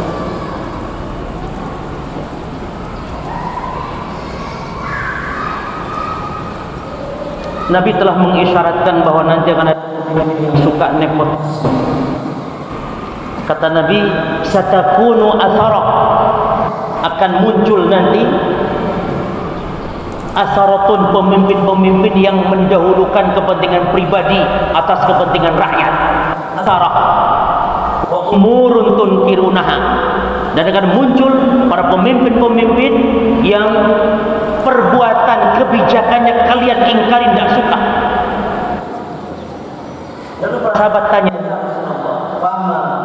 amuruna ya Rasul, kalau kami dapati pemimpin kayak itu ya Rasul, apa yang kau perintahkan? Pemimpin yang mendahulukan kepentingan pribadinya, keluarganya di atas kepentingan rakyat, apa yang kau perintahkan? Kata Nabi, tu'addul haqqal ladzi 'alaikum. Subhanallah. Kata Nabi, tunaikan saja kewajiban kalian kepada mereka, tunaikan hak mereka, kalian taati saja dalam hal-hal yang baik. Tunaikan kewajiban kalian kepada mereka, lalu hak kalian dari mana dapatnya? Kita memberikan hak kepada pemimpin, lalu pemimpin malah membuat kezaliman kepada kita. Lah kita dapat dari mana nanti balasannya? Kata Nabi, wa tas'alunallaha alladzi, minta kepada Allah hak kalian atas ketaatan kalian kepada pemimpin. Ini sangat mendasar loh jemaah. Ini bukan masalah furu agama ini bukan masalah cabang agama, ini dasar sekali tentang masalah sikap seorang muslim ahli sunnah kepada pemimpin ini. Ya, kata Imam Nawawi, hadis tadi beliau komentari, beliau syarahkan. Wa fihi, dalam hadis di atas, jadi kata Nabi, kalau pemimpin kalian zalim, jahat kepada kalian, tunaikan saja hak mereka, yakni kewajiban kalian tunaikan, nanti kalian haknya minta kepada Allah. Maka kata Imam Nawawi, wa fihi al-hathu 'ala as-sam'i wa ta'ah. Dalam hadis itu terdapat pelajaran anjuran untuk mendengar dan taat kepada pemimpin, wa in kana al-mutawalli zaliman, walaupun pemimpin itu jahat. Jadi kita ini enggak diperintah mentaati pemimpin yang soleh, tidak diperintah mentaati pemimpin yang baik-baik, yang suka ngasih sembako sama rakyat, yang baik perhatian sama rakyat. Kalau mentaati pemimpin macam begitu, naluri manusia semuanya taat pasti itu. Justru yang menjadi ujian kita, disuruh taat kepada pemimpin yang jahat, yang zalim. Ini indahnya Islam. Kita kalau masalah mentaati pemimpin yang taat, yang menegakkan syariat, karena sebagian orang-orang Khawarij mengatakan apa? Pemimpin yang ditaati itu pemimpin yang saleh, pemimpin yang menegakkan syariat Islam, pemimpin kayak Abu Bakar, pemimpin kayak Umar. Ya kalau mau jadi Jokowi nggak ada taat sama dia. Jelas jemaah. Makanya pernah Ali ditanya oleh rakyat, wahai Ali, kenapa pemerintahan di zamanmu sekarang rusak, carut marut, kacau balau sekarang? Ali nyalahkan siapa coba? Ali nyalahkan rakyat. Pemimpin atau pemerintah di zaman kita sekarang rusak, kenapa? Karena rakyatnya macam kamu. Tapi dulu di zaman Abu Bakar adil, zaman Umar makmur, kenapa? Karena rakyatnya aku, kata Ali. Rakyatnya aku. Jadi buruk negara tergantung rakyat, bukan pemimpin. Maka kita nih bolak-balik ganti pemimpin. Nasib antum tetap aja gitu jemaah. Sudah berapa periode kita ganti pemimpin nih? Dari zaman Bung Karno, dari zaman Soeharto, dari zaman, semoga Allah merahmati mereka semua yang wafat. Kan antum tetap saja begitu. Yang harus diganti itu rakyat. Innallaha la yughayyiru biqaumin hatta yughayyiru bi anfusihim. Allah tidak merubah suatu kaum sehingga kaum itu sendiri merubah dirinya. Jadi yang harus diganti itu rakyat sekarang. Mari kita adakan pergantian rakyat. Yang dulu ahli syirik harus ahli tauhid sekarang. Ganti rakyatnya. Yang dulu ahli bidah harus ahli sunnah. Yang dulu ahli maksiat harus menjadi ahli taat sekarang. Itu yang dimaksud. Karena pemimpin muncul dari rakyat. Pak Jokowi itu adalah lambang rakyat Indonesia. Demikian. Makanya Allah itu maha adil. Kalau rakyat-rakyat didolim, banyak dosa maksiat, rakyat tukang sogok, tukang suap, rakyat suka makan uang haram, maka wajar kalau muncul pemimpin yang sama karakternya. Allah sudah tegaskan dalam Quran, wa kadzalika nuwalli ba'dha zalimina ba'dhan bima kanu yaksibun. Demikianlah kata Allah, kami kuasakan kepada rakyat yang dolim juga pemimpin yang dolim akibat perbuatan mereka. Ini sudah sunatullah. Tidak mungkin Allah berikan pemimpin yang rusak kalau rakyatnya adil. Jamaah sekalian, Bani Israel, tahu ya Bani Israel, umatnya Musa. Bani Israel itu jemaah, itu yang memimpin itu bukan presiden, raja, bukan. Yang memimpin Bani Israel itu nabi gelarnya. Jadi Bani Israel itu kalau meninggal seorang nabi, Allah ganti nabi baru. Meninggal nabi, ganti nabi, meninggal nabi, ganti nabi. Demikian Bani Israel. Karena Bani Israel tasusuhul anbiya. Bani Israel itu yang mimpinnya itu bukan raja, tapi nabi-nabi. Tapi lihat bagaimana bengalnya, bagaimana rusaknya Bani Israel. Tetap rusak, tetap bengal. Padahal yang memimpin siapa? Nabi. Maka jangan terlalu berharap banyak dengan pergantian pemimpin. Tapi yang kita berharap banyak, mari kita masing-masing diri berubah coba. Yang sholat subuh jam 7, ayo kita robah. Sholat subuh di masjid. Sholat subuh jam 6, kadang jam 7, kadang sholat, kadang tidak. Jadi muslim saja biasa-biasa saja, katanya tidak usah jadi muslim-muslim yang aneh-aneh. Jadi orang Islam yang sholat ke masjid itu aneh-aneh coba. Aneh-aneh katanya, biasa-biasa saja lah katanya. Kamu akan Allah anugerahkan pemimpin yang adil, pemimpin yang menegakkan syariat. Terakhir jemaah, doa terakhir agar kita bisa mengisi kemerdekaan dengan dianugerahkan oleh Allah keadilan, ketentraman, diberi pemimpin yang baik. Lah antum sendiri terkadang antum tidak pernah mendoakan pemimpin. Jemaah, mendoakan pemimpin dalam kebaikan ini ciri-cirinya ahli sunnah. Pernah tidak antum mendoakan pemimpin? Tidak pernah. Pernah antum ya Allah beri kemudahan Pak Jokowi ya Allah, mudahkan urusannya Allah dalam memimpin bangsa negeri ini ya Allah, berikan beliau sifat-sifat keadilan ya Allah, berikan teman-teman beliau yang saleh ya Allah, yang beriman dan yang bertakwa, yang senantiasa komit menegakkan syariat-Mu ya Allah. Pernah doa kayak gitu? Ya, enggak pernah. Yang ada dongkol saja. Yang kalau ingat presiden benci aja dasarnya. Nanti ganti presiden benci juga, ganti lagi benci. Enggak ada, selamanya benci. Kotor selamanya.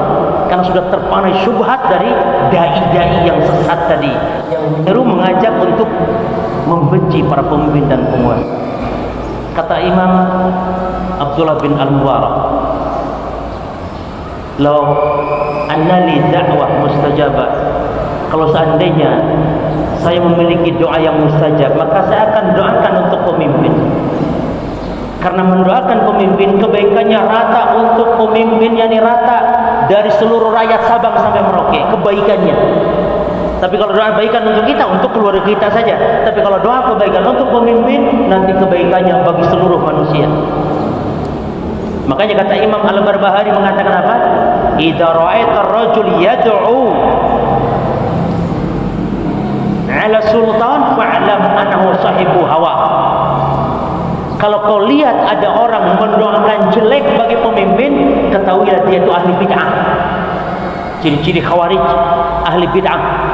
Kalau orang mendoakan jelek pemimpin, sebaliknya, idza rajul yad'u li sultan fa'lam annahu min ahli sunnah insyaallah. Tapi kalau mendoakan baik bagi pemimpin, maka insyaallah dia ahli sunnah.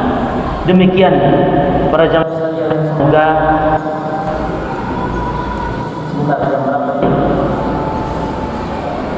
jam 11. Adzan jam berapa? Tarhim jam berapa? Jam berapa Ustaz?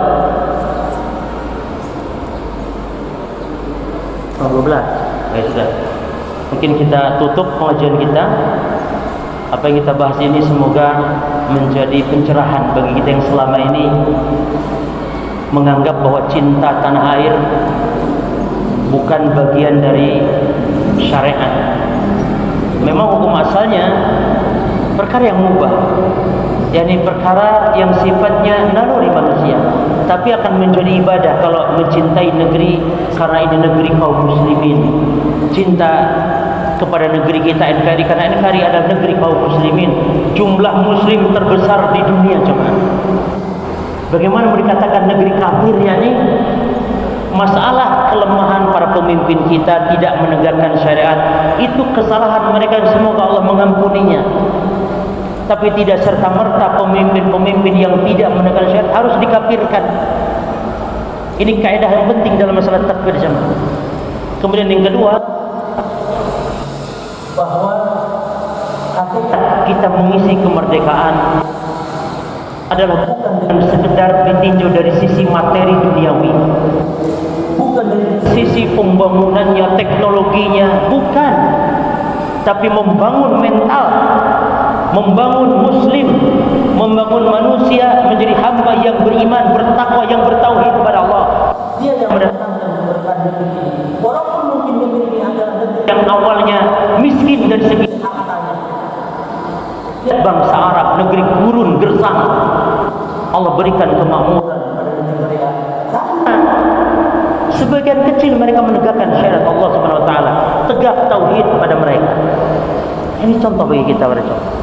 Sebagaimana kata Bung Karno dalam kitab atau dalam bukunya di bawah bendera revolusi, kata Bung Karno, lihat bagaimana Wahabisme di negeri Arab yang gersang tandus tapi menjadi makmur karena sebab apa? Karena sebab ada kemurnian Islam. Bung Karno itu Masya Allah para jemaah, dari sisi, jadi apakah Bung Karno bermadhab? Ada madhab Bung Karno, jemaah? Kalau dikatakan Bung Karno berpemahaman dalam beragama, ada. Bung Karno ketika di penjara, diasingkan di pulau di ND beliau selalu minta dikirim buku kepada Ahmad Hasan, seorang alim ulama di zamannya, seorang pendiri Persatuan Islam. Beliau minta buku, sudah habis dibacanya, belum minta lagi buku. Senang beliau. Dan beliau paham apa itu bid'ah, apa itu khurafat. Paham. Bung Karno ini rahimahullah. Dan beliau juga selalu berdialog dengan tokoh-tokoh ulama-ulama dari Muhammadiyah saat itu. Jadi Bung Karno dalam beragama memiliki pemahaman itu jemaah. Dan demikianlah. Jadi kata beliau bahwa Islam akan maju dengan adanya pencerahan-pencerahan yang menuju kepada keaslian, bukan Islam yang ditambah-tambah, Islam yang kadang dicampur aduk dengan segala bentuk khurafat-khurafat, kata beliau. Silakan dibaca jemaah buku Di Bawah Bendera Revolusi, ada 2 jilid itu, dicetak ulang sekarang. Itulah madhab Bung Karno jemaah. Wallahu a'lam. Baik, sebelum kita tutup, ada beberapa pertanyaan untuk memberikan hadiah. Tapi angkat tangan yang mau madu ini. Siapa yang mau? Ini untuk yang punya penyakit emah mana? Coba. Ada yang punya sakit emah? Siapa? Antum. Baik, jawab dulu pertanyaannya.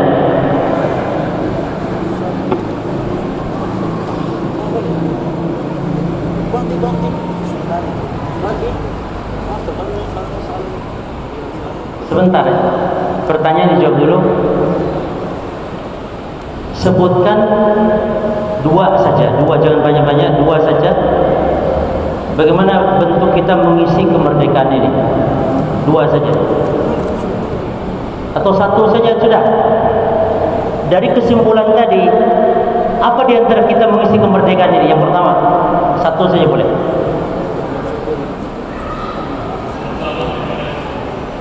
Hah? Menegakkan tauhid. Fadhal. Silakan diambil.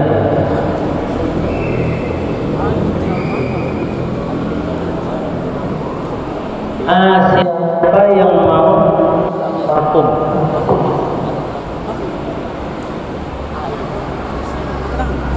Dikasih. Bantu. Fadhal. Siapa namanya, Pak? Hah? Enggak ada. Ya. Siapa yang mau ini? Antum? Pertanyaannya sebutkan dalil.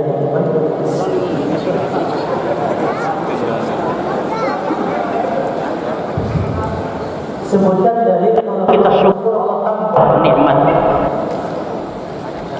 Sebutkan dalil kalau kita bersyukur Allah tambah nikmat. Lain. Terus walain. Walain kafartum inna coba ulangi. Lain. Terus walain inna adabi. Ulangi. Lain. Lain syakartum la azidannakum walain kafartum inna adabi lasyadid.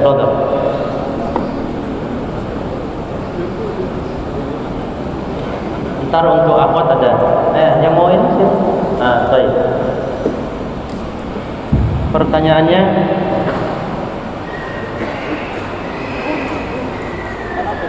kalau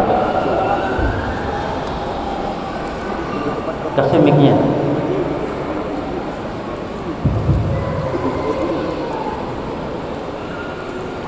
Sebutkan 5 mahabbah dengan bahasa Arab.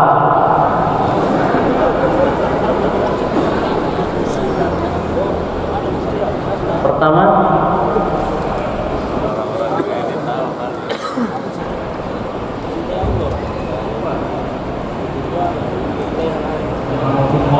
yang kedua,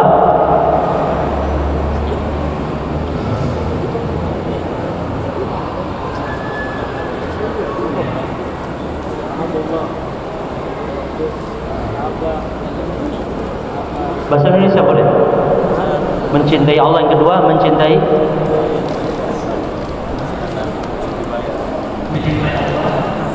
Kedua, Allah. Yang ketiga, mencintai karena. Yang keempat,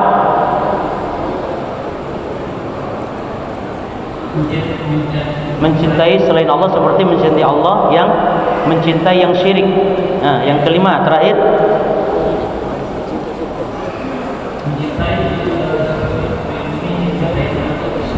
apa namanya, mahabbah tabi'i, apa namanya, mencintai sebagai namanya mahabbah tabi'i, tabi'iyah, mahabbah. Nah, apa tadi? Fadhal. Mencintai siapa yang mau ini lagi? Parfum. Oh, ambil. Ya. Yang mau ini parfum. Fadhal.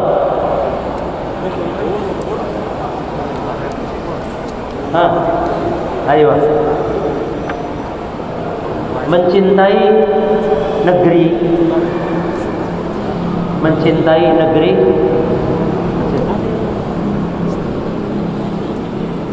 Mencintai negeri adalah bagian dari fitrah naluri. Sebutkan dalilnya. Taib, sebutkan 8 bentuk yang Allah sebutkan merupakan bentuk kecintaan secara fitrah naluri dalam ayat Quran. Apa yang 8 itu? 1, cinta bapak, bukan bapak-bapak, cinta bapak orang tua. 2, terus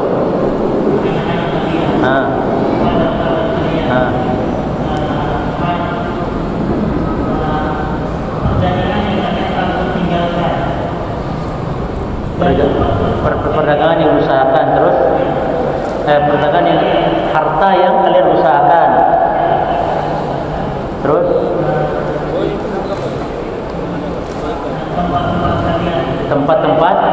tempat-tempat tinggal. Nah, foto.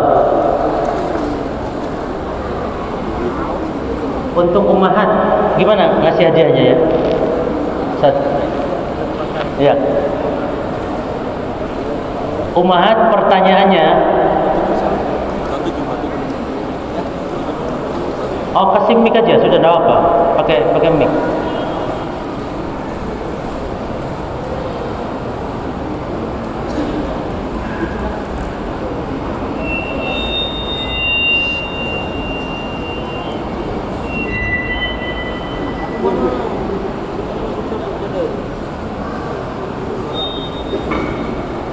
Sudah? Baik.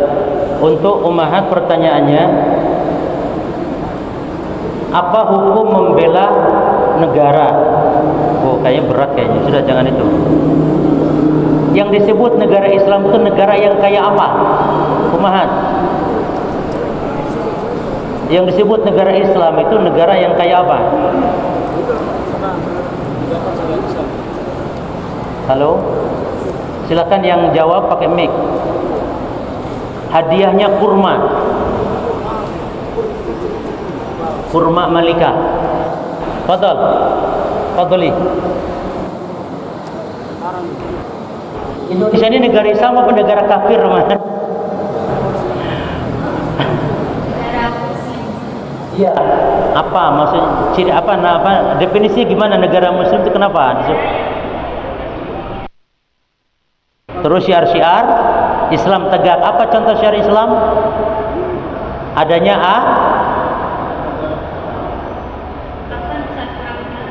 Oh, ya, tegaknya.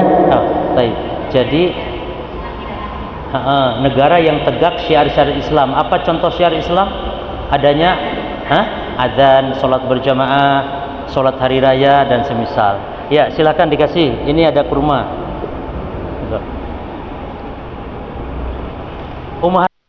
Hadiahnya madu yang sakit mah.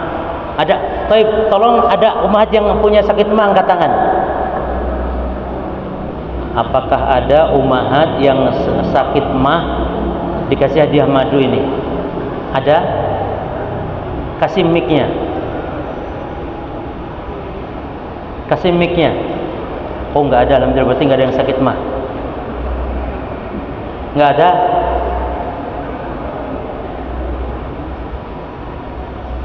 Kalau ummahat kayaknya ditasi pertanyaan dulu mungkin ya. Taib. Pertanyaannya, mencintai negeri termasuk mencintai dalam bentuk apa? Cinta yang mana maksudnya? Mencintai tanah air.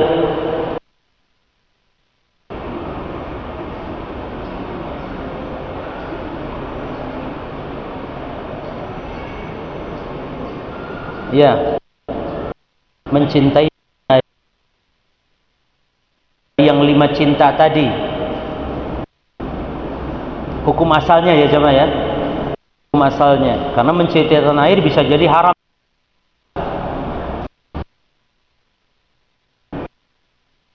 Halo?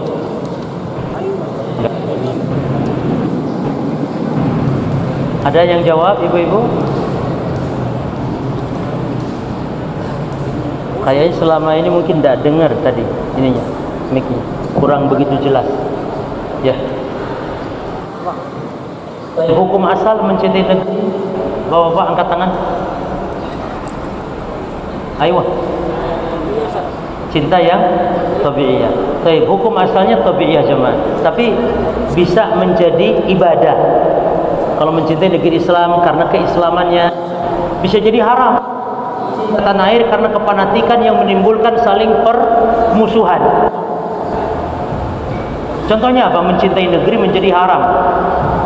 Fanatik permusuhan karena mencintai cinta negeri karena fanatik main bola. Jadi saling ejek, saling caci maki. Nah ini tidak boleh, cinta negeri yang haram seperti ini. Namun hukum asal secara tabiat hukumnya apa? Hukumnya mubah, cinta yang tabi'i. Mau apa? Mau parfum pilih silakan.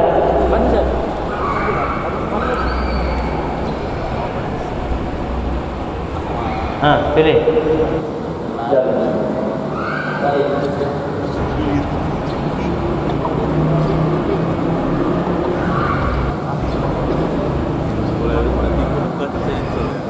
Yang berikut ini hadiah madu. Siapa yang istrinya 2? Angkat tangan. Karena dia punya madu berarti ada yang istrinya 2. Hah? Oh, Pak Andi jangan angkat tangan. Ibu Rida marah nanti. Aja mah. Nabi sangat membanggakan kepada umatnya yang anaknya banyak. Siapa yang punya anak 5? Bapak berapa? Masya Allah. Ada yang 16? Silakan Pak. Masya Allah. Ini patut ditiru ini. Nabi bangga dengan umatnya yang anaknya banyak. Masya Allah. Semoga berkah Pak. Barakallahu fikum. Ya. Terakhir, siapa yang paling jauh datang ke sini? Ya tentu saya dari Pasuruan, Jawa Timur. Dari mana antum? Hah? Mana? Hah? Loh, bukan. Asli orang Riau. Kan di sini tinggalnya. Bukan asli orang mana. Sekarang loh yang rumahnya paling jauh, walaupun kontrak. Siapa yang kontrak rumahnya paling jauh? Arso mana? Arso yang paling jauh ada? Woi, dekat-dekat semua. Jemaah? Mana? Pak Syaikur di mana? Hal Tekam. Apa? Ya, ada lagi yang lebih jauh? Di mana, Fir? Hah? Iya, Pak. Jauh tak? Jauh tak?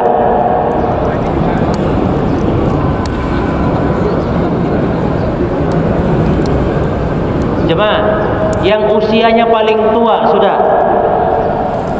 Yang usia paling tua siapa? Antum berapa, Pak? Hah? 63. Ada yang 64? Berapa? Ada yang 69? Ada yang 69?